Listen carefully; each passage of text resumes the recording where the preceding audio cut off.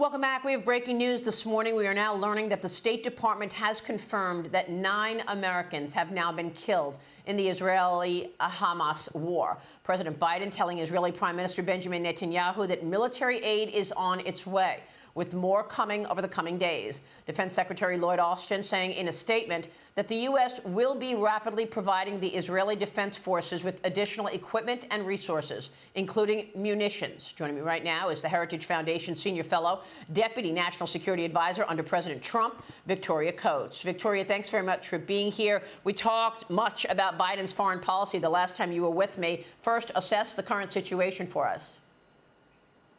Well, good morning, Maria. It's good to be with you, albeit under very difficult circumstances. Yeah, this has been a terrible weekend and a real shock to the system for the world in terms of the sophistication and brutality of this terrorist attack on Israel, which, as we learned from the Wall Street Journal yesterday, was completely orchestrated and trained and equipped and then finally directed by the Islamic Republic of Iran. So the same country that's been chanting death to Israel and death to America for 40 years, that the Biden administration has been trying to make a nuclear deal with for the last 2.5 years, just executed the most deadly attack on the Jewish state since the Holocaust. And so I think that has to be a huge wake-up call for the Biden foreign policy, that the world is not as they have imagined it to be. It is a very dark and dangerous place, and Americans, as you just reported, are at risk. They're among the casualties in the Israel attack.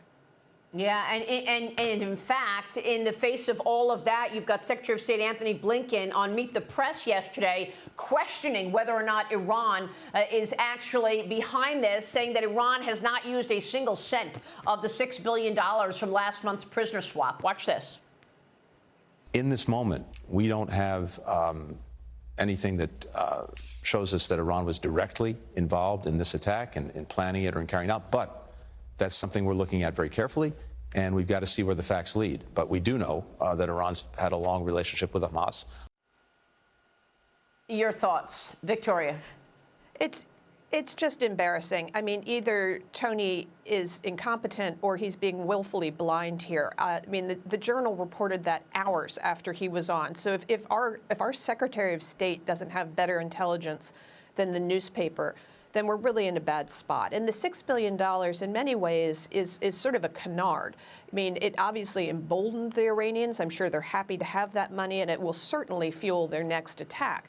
But what funded this one, Maria, and this is critical, is not necessarily that ransom payment in August. It's the 2.5 years of unfettered oil exports to the People's Republic of China to the tune of some $70 billion that they've raked in over this period. That's what fuels a terrorist attack like this. And that was the other thing in that report, that the Iranians have been very deliberately funneling money to Hamas and Hezbollah, to their terrorist proxies that are closest to Israel, because they want to attack Israel. That's their main priority now. So the fact that the Biden administration stopped enforcing the sanctions that we put on the Iranian oil exports because, quite frankly, they want those barrels on the market because they don't want to produce them here at home and they want to keep energy prices down, that's what literally paid for the terrorist attack on Israel. Yeah, and this is a similar sentiment that we heard yesterday from Arkansas Senator Tom Cotton. He joined me yesterday on Sunday Morning Futures. Watch this. It's not just the $6 billion that was released from sanctions controls last month. It's $10 billion that was released from Iraq into Iran. It's looking the other way on more than 80 attacks against American troops in the Middle East, or allowing Iran to threaten shipping in the Persian Gulf, allowing Iran, without serious consequence, to arm Russia to kill more Ukrainians, releasing hundreds of millions of dollars to the Palestinian Authority since the very beginning of this administration. The Wall Street Journal is highlighting how the war in Israel has caused, quote, Biden's top foreign policy goals to hit turbulence, putting his foreign policy decisions into question ahead of his re-election campaign. Victoria, your reaction? Well, exactly. I mean, this is a president who served on the Senate Foreign Relations Committee for decades. So theoretically knew what he was talking about. But you look at all of these things, from Afghanistan to Ukraine and now Israel, I mean, it's just chaos and disaster. And I think Senator Cotton's point, which is another very good one, is the other way Iran is raising money is by selling arms to Russia. So literally, they're arming Russia with these killer drones that they're using to blow up the stuff that Biden is insisting on sending to Ukraine. So in a way, we're helping both sides of the Ukraine war here, which is just insane. And in terms of the Palestinians, it's actually over $1 billion that the administration has sent them. And we learned this morning that some European countries are prudently cutting off their aid to the Palestinians after this heinous attack, the Germans and the Austrians. I mean, I think somebody in Congress has to ask, is the Biden administration going to do the same? Are they going to keep funneling money into Gaza and West Bank that literally will be used for attacks on Israel? Well, Victoria, the next few days are obviously going to be critical in terms of informing us of where the administration takes this next. The intensity of the combat operations, the Israeli mobilization. Netanyahu says this is going to be a long war. And, of course, the potential for other actors. Do you worry about Hezbollah coming from Lebanon, expanding or broadening this fight in the region?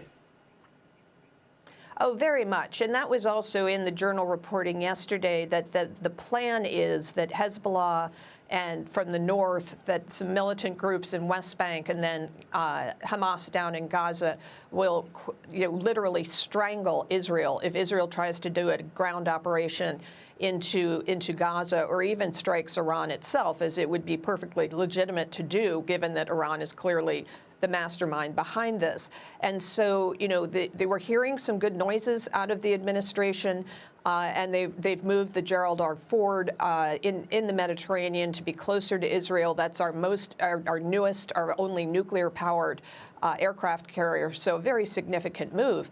But the problem they're about to run into is the Ford was in the Mediterranean to theoretically support any operations in Ukraine. Now it's supporting operations in Israel. So which is it? And for those of us who've been somewhat skeptical of the president's approach to Ukraine and have been very aggressively criticized for that skepticism, this has always been the issue.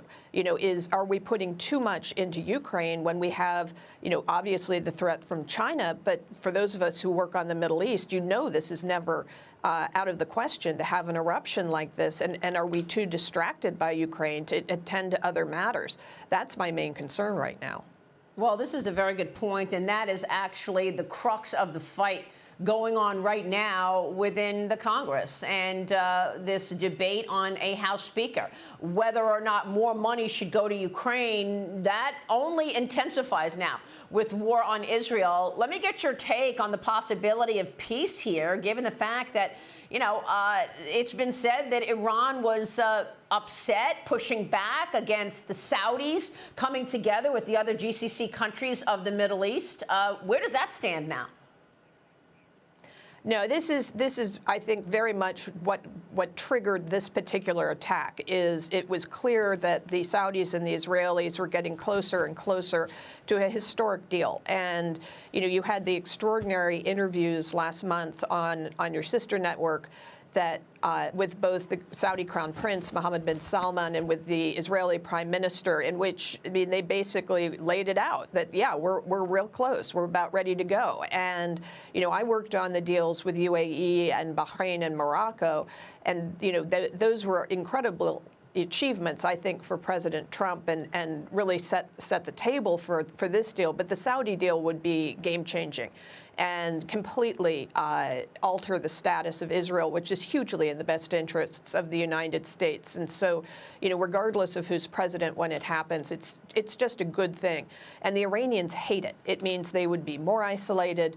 It means their attacks on Israel would be better defended against. And so I think that's what triggered them. They hate peace. They don't want things to get better for the people of the Middle East. They want to keep things in strife and conflict. So unfortunately, I think it's probably on hold for the foreseeable future. But on the long term, I'm very hopeful that we'll get to a bigger and good deal. Yeah, and yet, you know, there is conversation about the Abraham Accords in terms of not mentioning the Abraham Accords in the White House. The president came into office, President Biden, and tried to undo much of what you and your team did with regard to the Abraham Accords. Obviously, Secretary of State then Pompeo led that effort. What are your thoughts in terms of that resuming again? I mean, there are worries now that we will see simultaneous attacks on Israeli targets in Syria, Lebanon, Iraq. Are we at the beginning of a long, drawn-out new conflict in the Middle East? Well, that certainly seems to be the Iranians' intent. And yeah, when the Biden people first came into office, apparently there was a memo in the State Department saying, don't use the words Abraham Accords. We don't want to use that term. We'll call them normalization deals. And anyone who deals with the Middle East knows normalization is sort of a dirty word in the region. So yeah, they were trying to make them something sort of bad or suspect. But I will say, to their credit, even they have realized this was just a good thing. It was just positive for everybody involved. And so they did start using the term Abraham Accords. They did start looking at the Saudi deal. Unfortunately, I would say there are other really noxious policies towards Israel, the very sort of cold relationship between President Biden and Prime Minister Netanyahu, which is entirely on the side of this White House, that really, I think, has caused a lot of the sort of distance between our two countries, which could be one of the things that led to the intelligence failure around this attack. So I think, you know, the relationship between Israel and the United States, which now just reached its 75th year, and we have an event coming up at Heritage in a couple of weeks to celebrate that anniversary, which obviously now takes on a much greater gravity than it would have had when we first planned it. But that relationship needs to be institutionalized. It shouldn't be subject to the whims of the personalities of individual politicians who might be in office at any given time. It's too important. The American people have invested way too much. The Israeli people obviously have invested way too much. And I think we owe it to both of our populations to make this, you know, a special relationship that's just beyond question, the way our alliance is with, say, the United Kingdom. All right, Victoria, thanks very much for your insight.